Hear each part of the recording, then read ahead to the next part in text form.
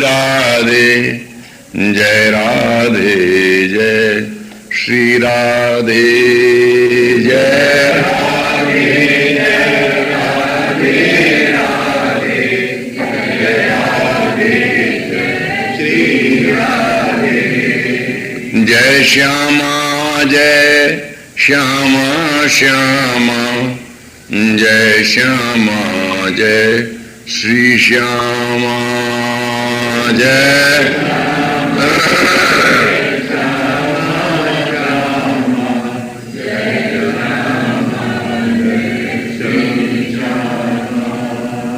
राधा वल्लभ कुंज विहारी मुरलीधर गोवर्धन धारी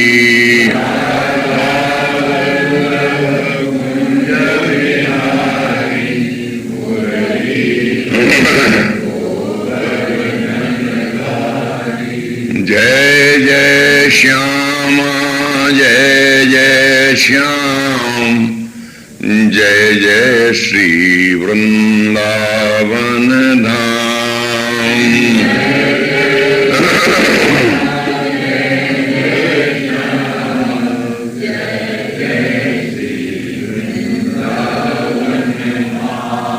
जय हरिवंशी जय हरिदासी जय हित दंपति विपिन विलासी जय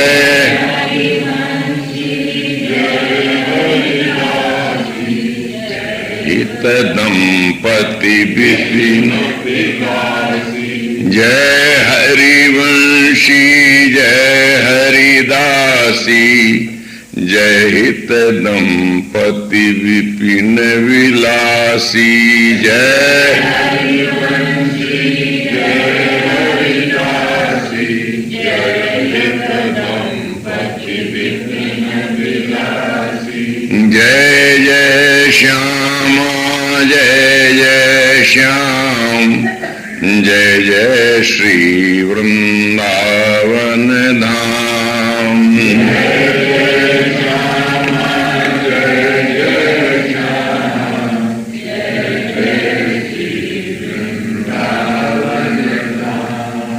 जय जय श्री वृंदावन धाम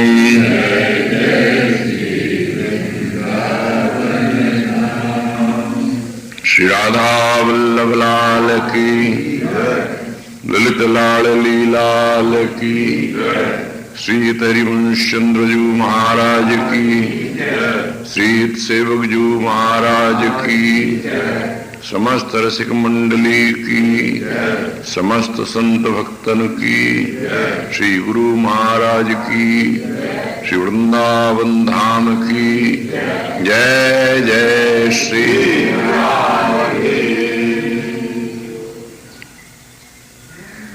समुपस्थित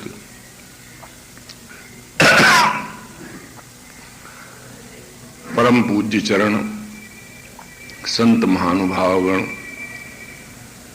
सहृदय भक्तगण भक्तिमती माताओं, ये श्री वेंकटेश भगवान की आज्ञा है। श्री लीला देवी के द्वारा और श्री भक्त परशुराम जी के द्वारा जो प्रेरणा मिली कि आपको इस मंच पर कुछ निवेदन करना है। वैसे अपनी व्यक्तिगत वार्ता क्या कहूं, अब मेरा मन कुछ बोलने कहने का होता नहीं। सही बात तो ये सुनने का मन करता रहता है, तो सौभाग्य से कहीं श्रवण करने को मिल जाए। बोलना इसलिए पड़ता है कि स्नेही जनों का स्नेह, उनका आदर, उनका सद्भाव तो जीवन का एक बहुत बड़ा अंग है। साथ साथ एक और आदेश संकेत हुआ कि श्री राधा सुधा निधि पर ही बोला जाए। और जब राधा सुधा निधि की बात आती है सामने, तो जी कांपने लगता है कि क्या कहा जाए इस संबंध में। एक बहुत पुरानी बात है। मैं हित हरिवंशी महाराज के सुपुत्र गोस्वामी श्री कृष्णचंद्र जी का एक ग्रंथ है राधा उपसुधा निधि। 70 श्लोकों का प्रार्थनामय श्लोक ग्रंथ है। बहुत लघुकाय है पर बड़ा मार्मिक है। मैं उसकी कथा कहने बैठ गया। भक्तमाल की कथा तो बहुधा होती रहती थी आश्रम में। कुछ भक्तों ने प्रेरणा दी तो वो कहने बैठ गया।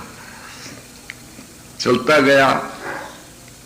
पहला श्लोक, दूसरा श्रृंगार रस माधुर्य सार सर्वस्व विग्रहे नमो नमो जगत वंदे वृंदावन महेश्वरी चारु चंपक गौरांगी कुरंगी भृंगलोचने कृपया देहि मे दास्यम पूर्ण सार रसोदयम आदि आदि। 23वां श्लोक आया जिसमें एक निकुंज की भावना थी। प्रिया और प्रीतम निवृत्त निकुंज देश में विराजमान है, उस श्लोक का भाव है। और प्रियतम ने हास्य विनोद प्रारंभ किया। बस ऐसी हास्य विनोद जैसे वेणुवादन के पश्चात यमुना पुलिन पर ब्रजवल्लभी गण के साथ बैठ करके प्रियतम ने बाहु प्रसार परिरंभ कराल कोरु नीवी स्तनाल भन नर्म नखाग्रपातई क्षेल्यावलोक हस्तैर ब्रज सुंदरी मुत्तम भयन रतिपतिम रमयांचकार। ऐसी ही कुछ भावनाएं उस श्लोक में प्रस्तुत हुई। उसका भाव उसमें यह है कि जब प्रियतम इस प्रकार से ठिठोली करने को उद्यत हो गए, आपके वक्षस्थल के वस्त्र को उन्होंने खींचना प्रारंभ कर दिया, तो दासी कहती है कि स्मिता या श्याम्यम भाई, मैं मुस्कुराती हुई कुंज भवन से बाहर हो गई। इस श्लोक पर उस दिन वार्ता करनी थी, तो जैसी कठिन गुजरी उसको मैं ही जानता हूं। इसलिए कि जो समुदाय श्रोता के रूप में प्रस्तुत था और उसमें रसज्ञ रसिक जन भी रहे होंगे, पर अधिकांश वे लोग थे जिनको रसोपासना की इस अंतिम सीढ़ी के संबंध में कोई बोध विवेक नहीं था। कैसे वर्णन किया जाए, ऐसे ही एक प्रसंग बंबई में प्रस्तुत हुआ। भक्त देव कृष्ण बड़े अच्छे भावुक जुगल उपासक हैं, सिंधी भक्त हैं। मुझको खींच पकड़ करके बंबई ले गए। पहला अवसर था और साधु वेला के मंच पर बोलने को बिठा दिया।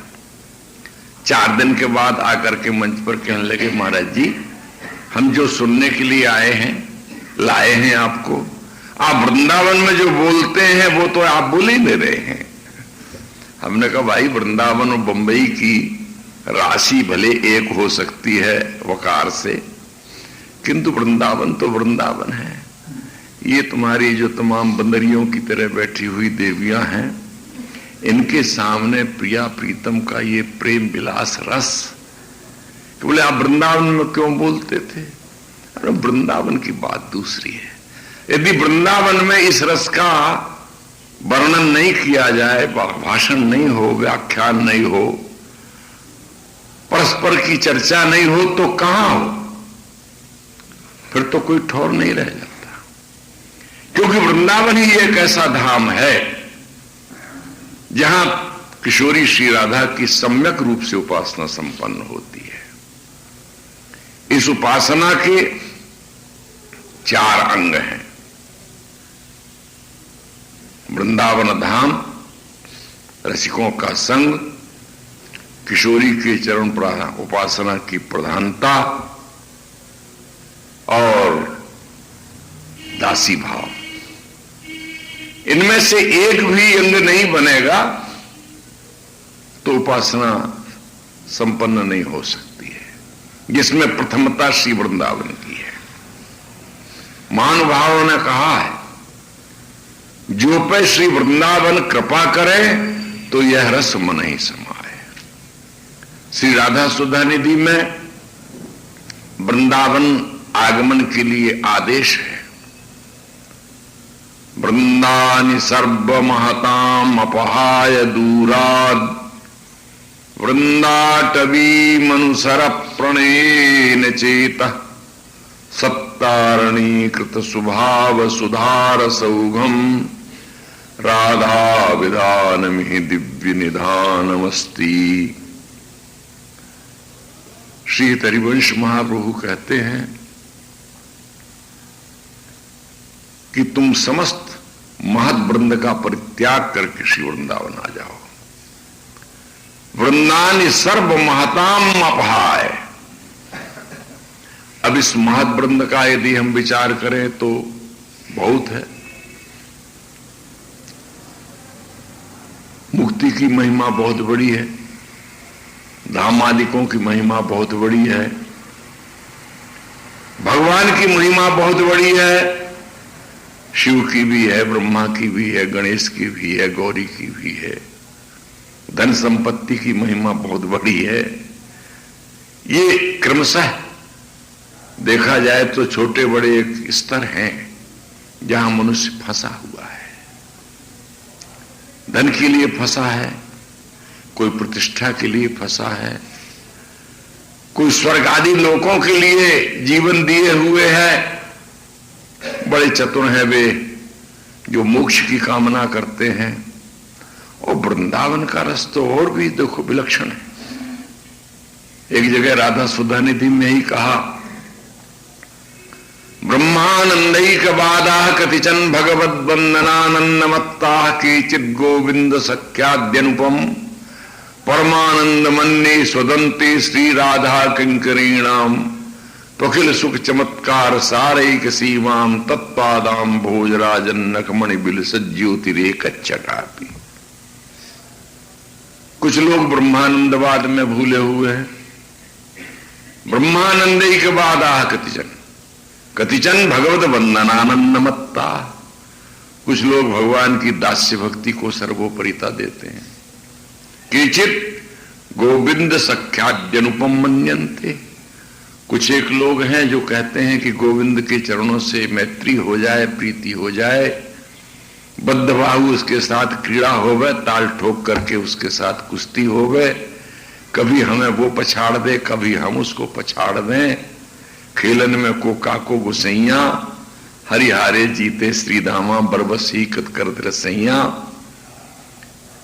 इस रस से बड़ा कुछ नहीं। परंतु आप कहते हैं और छोड़ दो बीच की बात। श्री राधा किंकरीणाम तु अखिल चमत्कार सारैक सीमा। प्रेम और भक्ति के रस के जितने भी चमत्कार हैं, चमत्कार में क्षेत्र हैं, स्तर हैं, राधा किंकरियों का स्थान सर्वोपरि है। अखिल सुख चमत्कार सारैक सीमा। राधा चरणों की किंकरी दासी, निष्काम तत्सुख परायण, सर्वस्व जिसने अर्पित कर दिया है, जिसकी अपनी कोई कामना नहीं है। यदि कामना है तो केवल प्रिया प्रीतम के सुख रस वर्धन के दर्शन की कामना है। ऐसे ही देखत रहो जन्म सुफल कर मानो, प्यारे की भामती भामती के प्यारे जुगल किशोर जानो।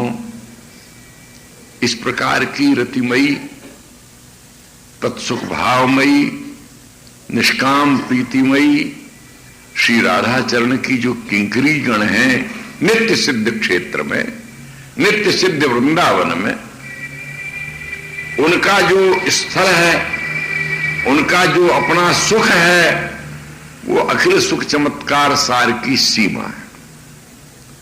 तत्पादाम भोजराज नखमण बिलसत ज्योतिरेक छटापी। तब जितने भी सुख हैं, जितने भी रस हैं, जितने भी प्रेम के प्रकार हैं, वे सब के सब श्री राधा किंकरी की चरण नखत छटा में विद्यमान है। ये रस, ये सुख कैसे प्राप्त हो? तो आचार्य चरण कहते हैं सब कुछ छोड़ करके श्री वृंदावन आ जाओ। वृंदानि सर्व महताम अपहाय दूराद। दूर छोड़ दो, इसका आशय है कि मन से भी निकाल दो। सुख की, आत्म सुख की, निज सुख की कल्पना भी चित्त में न रह जाए, उसकी छाया भी चित्त में न रह जाए। इस प्रकार से अपने हृदय को सर्व कामना, सर्व वासना शून्य बना दिया जाए। महानुभाव कहते हैं, श्रीमद् रूप गोस्वामी जी ने हरिभक्ति रसामृत सिंधु में एक जगह आज्ञा की, भुक्ति मुक्ति स्पृहा पिशाची यावद् हृदि वर्तते तावत् प्रेम सुखस्यात्र कथम अभ्युदयो भवेत्। जब तक साधक के चित्त में, उपासक के चित्त में भोग और मोक्ष की वासना रूप पिशाची विद्यमान है। कैसी संज्ञा दी? पिशाची। पिशाची सिवाय परेशान करने के कुछ नहीं करती है। भुक्ति स्पृहा पिशाची, मुक्ति स्पृहा पिशाची। भोग की वासना तो पिशाची है ही, इसमें क्या संशय है। भक्ति का अंतराय है विषय, प्रेम का अंतराय है विषय, और विषय की स्पृहा। बहुत दूर जाकर तुलसीदास जी महाराज भी बिना पत्रिका में रोए, मेरो मन हरिजू हठ न तजय, यद्यपि नाथ देत सिक बहुविधि करत स्वभाव निजय, हो हार्यो करे जतन विविधि विधि अतिशय प्रबल अजय, तुलसीदास बस हो तवई जब प्रेरक प्रभु बर जय। यद्यपि महापुरुषों के वचन आप्त वचन हैं, ये अस्मदादि जीवों को हेतु समझाने के लिए हैं, वे तो सदा निर्वासनिक है, पूर्ण है। पर मन की यह गति बहुत दूर जाकर के छूटती है। मन की वासनाओं का सर्वथा अभाव हो जाना, वृंदावन के रसिक महानुभावों ने निवेदन किया है, ऐसो दिन हो है कि वो मन दुर्वासना जाए। क्या मेरे जीवन में ऐसा दिन आवेगा कि मेरे मन से ये दुर्वासनाएं भाग जाएंगी? ध्रुवदास जी ने तो कुछ नहीं मांगा, संपूर्ण उनके 42 ग्रंथों का एक समुच्चय है जिसको 42 लीला कहते हैं। कहीं भी आप देखें कोई वासना, कोई कामना, कोई इच्छा नहीं है, पर एक जगह अपनी इच्छा व्यक्त करते हैं। वासनाओं के नाश की ऐसी करो नवलाल रंगीले जू, चित्त न और कहूं ललचाई, जे सुख दुख रहे लगी देह सो ते मिटी जाए रु लोक बढ़ाई, संगति साधु वृंदावन कानन तव गुण गामन मांझ बिझाई, छवि कंज चरण तिहारे बसौर, देहु यह ध्रुव को ध्रुवताई। ये अटल भावना देव कि तुम्हारे श्री चरण कमल मेरे हृदय में नित्य एक रस विद्यमान रहे। इस देह के साथ लगे हुए जो सुख दुखादि हैं, सुख दुखादि दुख के निवारण की स्पृहा, सुख को प्राप्त करने की स्पृहा, ये भुक्ति स्पृहा, ये चली जाए चित्त से, और मुक्ति स्पृहा छूटे बिना तो यहां प्रवेश भी नहीं है, यहां की कल्पना भी नहीं है। वृंदावन रस की उपासना, श्री राधा पादारविंद की उपासना केवल प्रीति की उपासना है, और प्रीति के लिए उपासना है। आद्यंत केवल प्रीति ही लक्ष्य हो, इससे अतिरिक्त हमको कुछ नहीं चाहिए। तो भुक्ति मुक्ति स्पृहा, इसलिए आदेश किया कि वृंदानि सर्व महताम अपहाय दूराद। देखो, वृंदावन में निवास करने वाले सभी एक रस उस स्थिति को प्राप्त नहीं है। बहुत सारे लोग तो तीर्थ में मरने के लिए रहते हैं, यहां मरने से मुक्ति हो जाएगी। एक बहुत पुरानी बात याद आ रही है। हमारे एक मित्र हैं, आजकल तो वो वृंदावन में ही रहते हैं, अधिक दिन रहते हैं। एक बार आए हुए थे हम लोग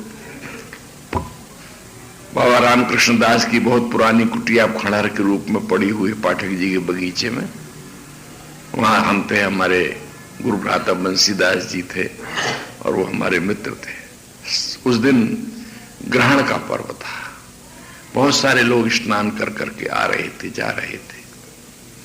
एक संत मार्ग चलते हुए दूसरे संत से बोले, आज तुम स्नान करने गए कि नहीं?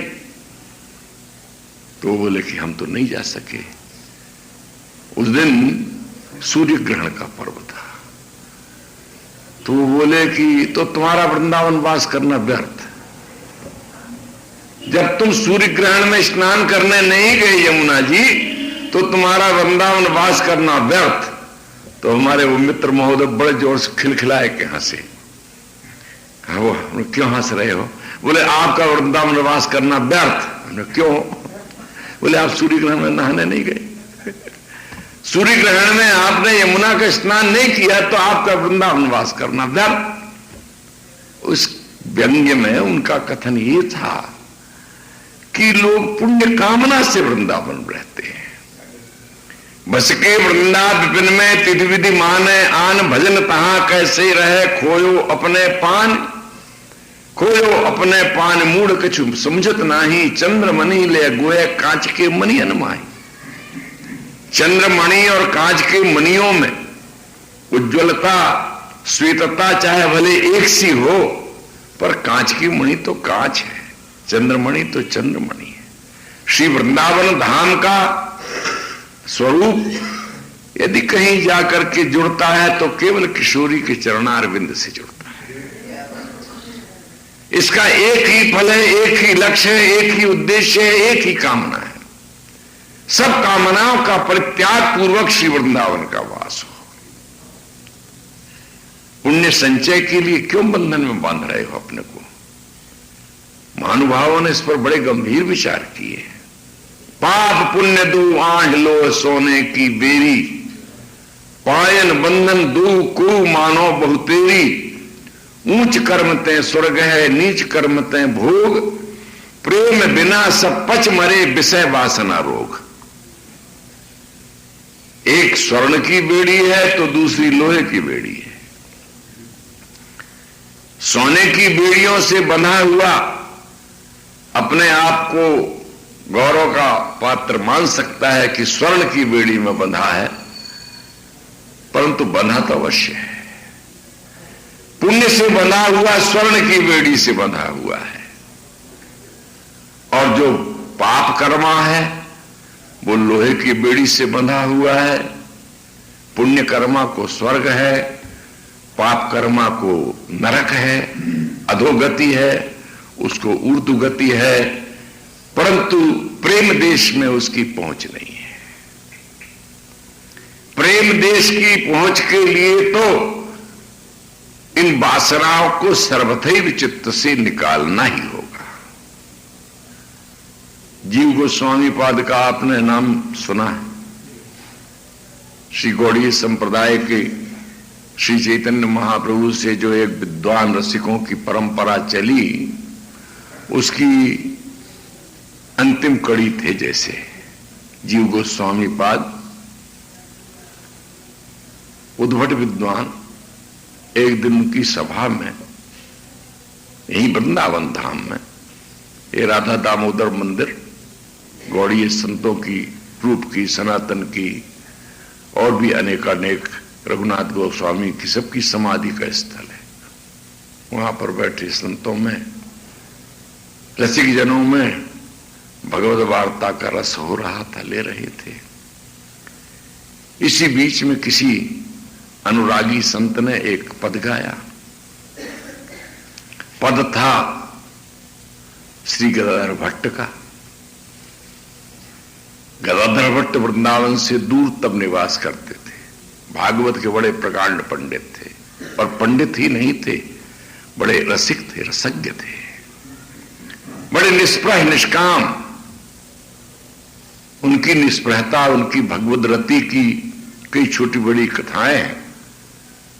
वे अपने ठाकुर श्री राधा मदन मोहन जो विराजमान हैं श्री कृष्ण चैतन्य भट्ट जी के आराध्य रूप में, भट्टों की गली गए होंगे आप, सांझी बड़ी अच्छी बनती उनके यहां। उनको केवल कथा सुनाते थे अपनी श्रीमद् भागवत की, और कहीं किसी के यहां नहीं जाते थे कथा सुनाने। कथा व्यवसाय नहीं था। एक बार एक कोई राजा आया, कथा सुनकर के बड़ा मुग्ध हुआ, चरणों में गिरा, महाराज जी मेरी का आकांक्षा है कि मेरे ठाकुर जी को आप एक सप्ताह श्रवण करा देते। भट्ट जी ने कहा हम तो कभी किसी को, बोले किसी को नहीं, ठाकुर जी को। अब ठाकुर जी को बीच में डाल दिया तो संकोच में पड़ गए, ना नहीं कह सके। बोले अच्छा देखेंगे कभी कोई अनुकूलता बन जाएगी तो महाराज मैं वाहन भेजूं, ये करूं वो करूं। बोले नहीं नहीं, जब मन होगा तो आ जाएंगे। एक दिन उनका मन बन गया, भागवत की पोथी सिर पर रख करके चल पड़े। संध्या होने जा रही थी, बीच में बहुत बड़ी कृष्णवेणा नदी थी, उसमें प्रवाह था, बिना नौका के पार नहीं हो सकते। सूर्यास्त होने जा रहा है, बहुत दूर जाना है। नाविक ने अपना खेवा भर लिया था पूरा और छोड़ दी थी नाव।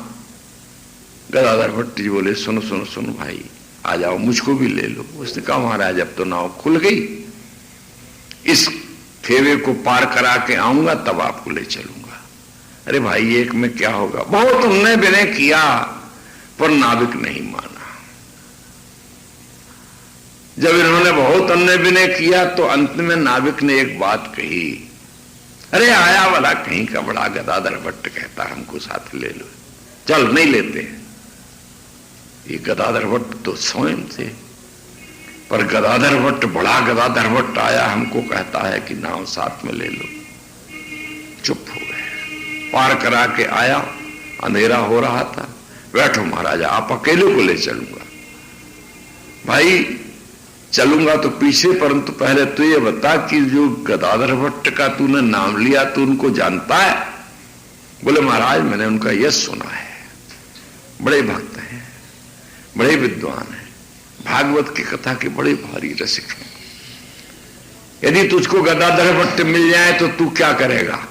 भट्ट जी ने पूछा। महाराज हमारे जैसे पापी तापी को उनके दर्शन कहां हैं?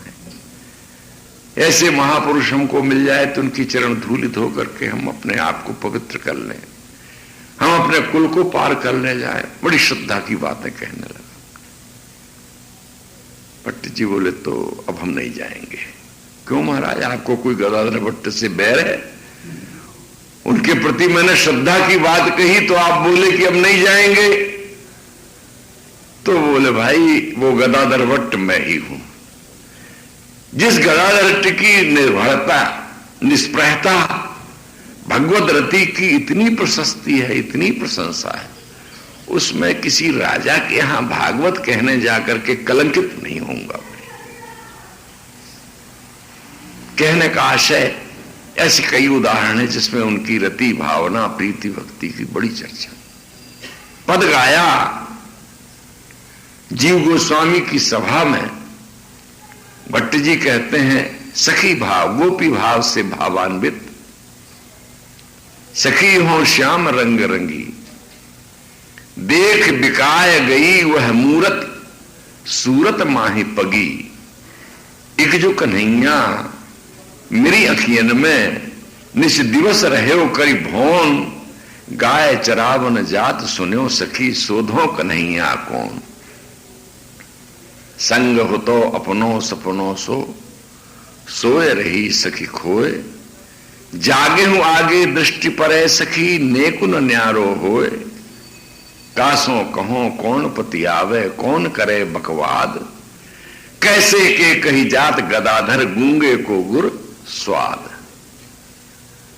भट्ट जी गोपी भाव से भावित अपनी किसी सखी गोपी से अपनी हृदय की जो कृष्ण रति है उसका मानो बखान कर रहे हैं।